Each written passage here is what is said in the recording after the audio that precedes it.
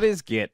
Git is essentially a file system archive with the granularity of changes on a per line basis inside a file. There is a lot of terminology involved, but you'll soon be speaking in the jargon in no time.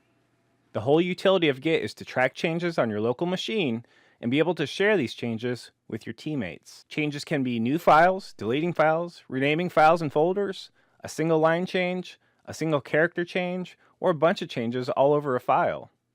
These changes appear to Git as working changes. Working changes are changes that are not yet ready to be saved, but Git notices these changes nonetheless.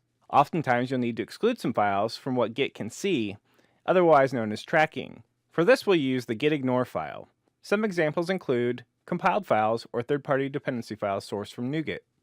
When you want to save a change, you'll decide what should be saved by staging your changes. You don't have to stage all your working changes, maybe just have one or two changes from your working changes that are ready to be committed. A commit in Git is the word for saving changes. Commits are atomic operations that once done only can be undone by reverting this change. The normal cycle is this: make a change to one or more files, stage one or more changes, commit the staged changes, and include a message.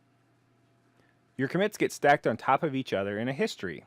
This history is called a branch. Different branches can contain the same commit or diverge and contain different commits. The history can be traced in special GUIs that will show these variations. A collection of branches makes up a repository. All repos start out with a master branch. When you want to make some changes, often it is desirable to create a new branch. A new branch needs a parent to spawn off of. When you create this new branch, it will contain the history of the branch it was spawned off of. Any new commits added to the original branch won't show up on the new branch unless you instruct Git to do so. The mechanics of creating branches and moving commits around is known as branching strategy. There are many branching strategies, and it's worth a look on the internet for the different types. You'll use branching to isolate some changes that may not be ready for use by others. When it comes time to move code from our second branch to the parent, or from the parent to the new branch, we will likely do a merge. A merge takes the history of the source branch and replays the new commits onto the target branch. Merging is directional, so if you merge from one branch to the other, you may want to in the future merge the other way too. During a merge, if a source branch has a commit that disagrees with the target branch, you may get a merge conflict. A merge conflict, in simplest terms, occurs when two commits, usually by two different developers, make a change to the same line of code at the same time. Git is an amazing difference engine, but sometimes it cannot figure out what should happen in these cases. Don't worry, as developers can certainly change the same line of code without conflict most times. It just happens when they do it at the same time. Git is a distributed source control system. That means you have a local copy of a branch that can only be updated by you locally, or if you pull in changes from a centralized source. That centralized source is known as the remote, often labeled as origin. When you acquire code from an existing team, you'll issue a clone command once for a repo. Cloning means you'll download the current copy of the repo from the remote. You'll then make changes and send them back up to the remote in an operation known as a push.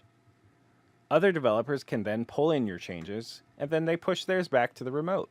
These remote repos are often hosted on third-party servers such as GitHub, Bitbucket, and VSTS. Since you won't have commit access rights to your favorite open source project, you will have to fork a repo in order to contribute to the other project. When you fork a repo, it creates a copy for you on your remote, such as GitHub. You then clone your own repo that you just forked down locally and make some changes. Once you push your changes to the fork, you can then send these changes to the original project with what is known as called a pull request. It is named so because you're requesting that they pull in your changes. If they do pull in your changes, congratulations, you've become a contributor. One cardinal sin you should avoid is force committing. This is like crossing the streams. Don't do it unless you know the repercussions.